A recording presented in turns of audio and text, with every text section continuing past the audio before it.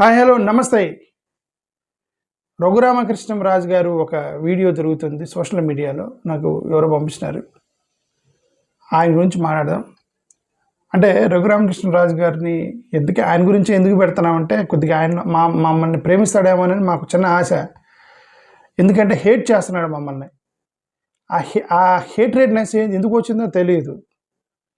ఒక్కోసారి మనుషులకి సడన్గా ద్వేషం వచ్చింది ఎదుటి వాళ్ళ మీద.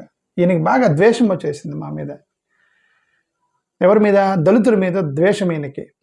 ఊరికే క్రిస్టియన్స్ అని అబద్ధం చెప్తున్నాడు. క్రిస్టియన్సే ప్రాబ్లం అయితే అక్కడ గొంతెల్లమ్మ గుడి కట్టడానికి ఒప్పుకునేవాడు.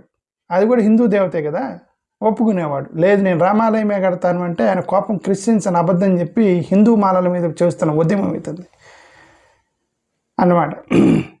ఒకసారి విందాం ఆయన ఏమన్నాడు చూడండి. ఓటేను అని మీరు అందరూ ప్రమాణం చేసేసుకుంటే అదే దండం పెట్టారు అనమాట.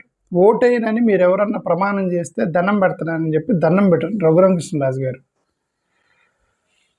ఓటేనని మీరందరూ అని మంచి పని చేశాడు, కరెక్ట్గా సెన్స్ చేశాడు. యాక్చువల్గా ఈయనకి ఓటేనని అందరూ అనుకుంటున్నారు లోపల.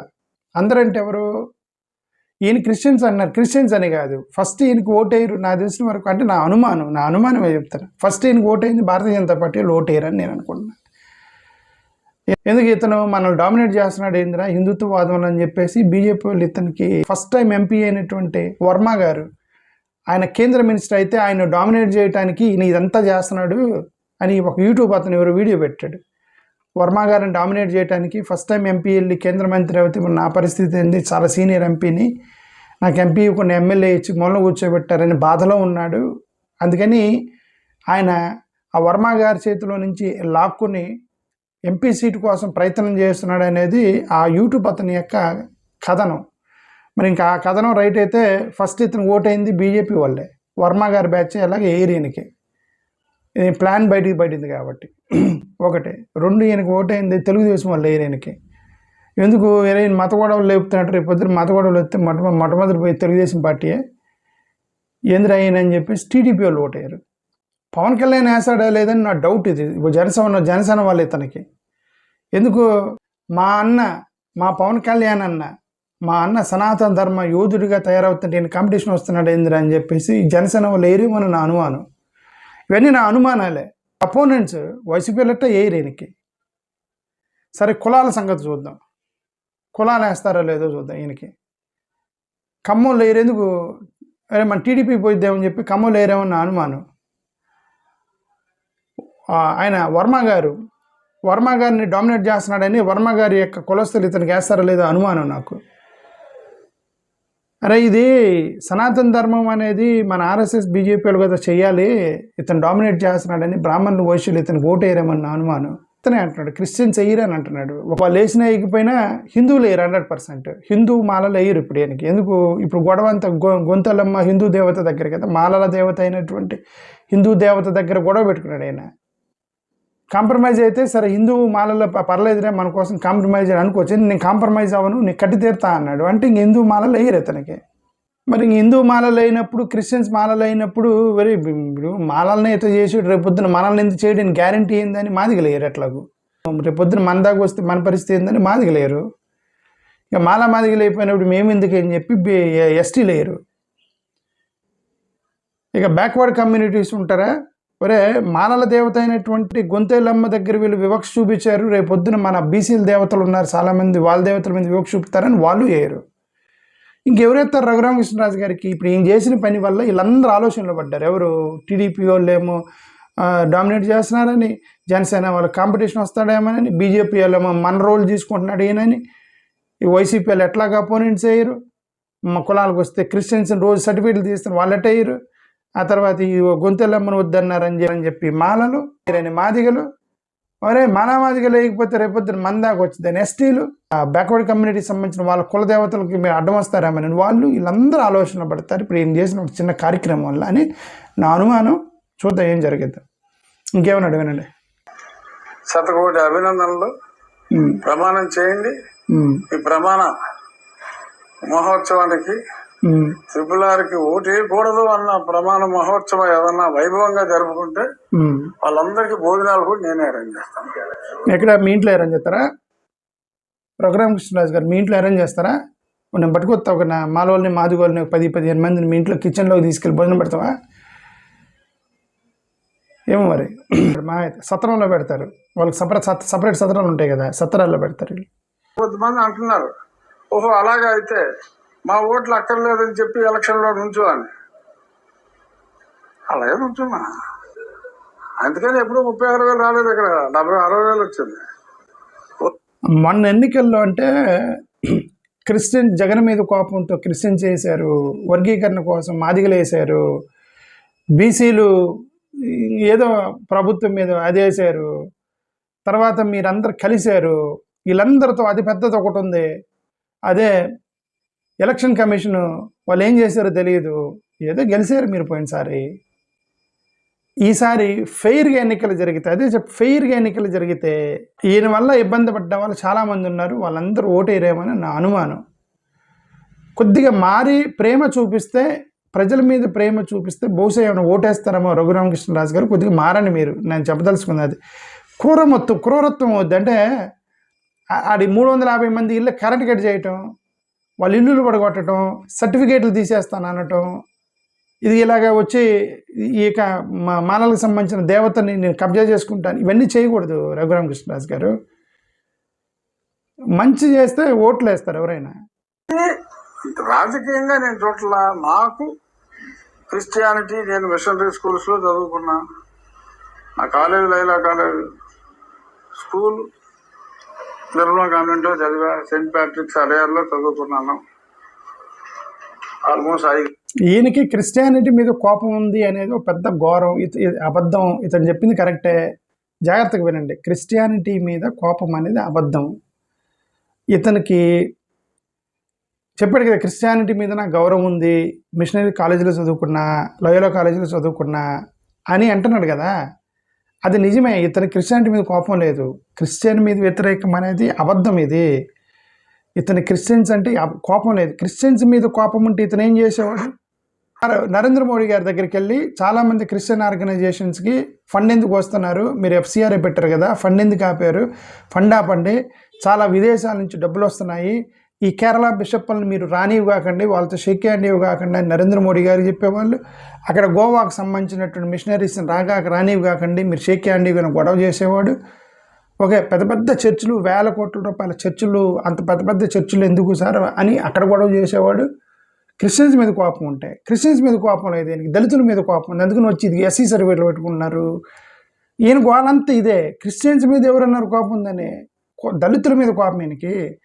లేచిన దగ్గర నుంచి SC సర్టిఫికేట్ పెట్టుకుంటున్నాడు, SC దొంగతనంగా సర్టిఫికేట్ పెట్టుకుంటున్నాడు, ఆ సర్టిఫికేట్ మీద ఏమొచ్చింది వాళ్ళకి. ఇదే క్రిస్టియన్స్ మీద కోపం అనేది లేదు ఈయనకి. క్రిస్టియన్స్ మీద కోపం ఉంటే ఆ పెద్ద పెద్ద క్రిస్టియన్స్ తగిలేవాడే, చిన్న చిన్న వాళ్ళు, పేదలు, బడుగు బలహీన వర్గాల మీద పడుతున్నాడు ఇతను. మంచి మాట చెప్పాడు, నా క్రిస్టియన్స్ మీద కోపం లేదని కరెక్ట్గా చెప్పాడు. 5 నుంచి 6 సంవత్సరాలు క్రిస్టియన్ స్కూల్స్లో చదువుకున్నా, నాకు ఎనలేని గౌరవం ఉంది. ఆయనకి క్రిస్టియన్స్ అంటే ఎనలేని గౌరవం ఉందంట. గౌరవం ఉండటం వేరు, ప్రేమ ఉండటం వేరు. రఘురామకృష్ణరాజు గారు, ప్రేమ అనేది కొన్నిటిని వదిలేస్తుంది చూసి చూడనట్టుగా, గౌరవం అనేది గౌరవిస్తావు కానీ ప్రేమించలేవు. తల్లిదండ్రుల మీద అందరికీ గౌరవం ఉంటుంది, కన్న తల్లిదండ్రులకి అందరికీ గౌరవం ఉంటుంది, కానీ ఏం చేస్తారు, ప్రేమ ఉండదు. తల్లిదండ్రులని గౌరవం ఉండటం వేరు, ప్రేమ ఉండటం వేరు. తల్లిదండ్రుల మీద ప్రేమ ఉంటే మరి ఈ దేశంలో ఇంతమంది తల్లిదండ్రులు నా కొడుకు నాకు అన్నం పెడతలేదని చెప్పి గ్రామీణ ప్రాంతాల్లో మొగ్గుతున్నటువంటి తల్లిదండ్రులు, మా కొడుకులు మమ్మల్ని సరిగ్గా చూసుకోవట్లేదని చెప్పి రోడ్డు మీదకి వచ్చి ఏడ్చే తల్లిదండ్రులు ఎవరు వీళ్ళంతా? ఎందుకంటే they gain respect from their children but not love. వాళ్ళందరూ ప్రేమకు దూరం అయ్యారు, కానీ కొడుకులు గౌరవిస్తారు తల్లిదండ్రుల్ని. ఇలాగే ఈ రఘురామకృష్ణరాజు కూడా అలాంటోడే. నాకు క్రిస్టియానిటీ మీద గౌరవం ఉంది కానీ వీళ్ళ సర్టిఫికేట్ పీకేస్తాను, వీళ్ళకి ఆకలికి పట్టేస్తాను, వీళ్ళని రోడ్డు మీద పడేస్తాను. లేచిన దగ్గర నుంచి ఇదే పని ఆయనకి. 350 ఇళ్ళకి కరెంట్ కట్ చేశాడు. ఫ్యాక్టరీలకి, ఇండస్ట్రీలకి ఎందుకు కట్ చేయలేదు?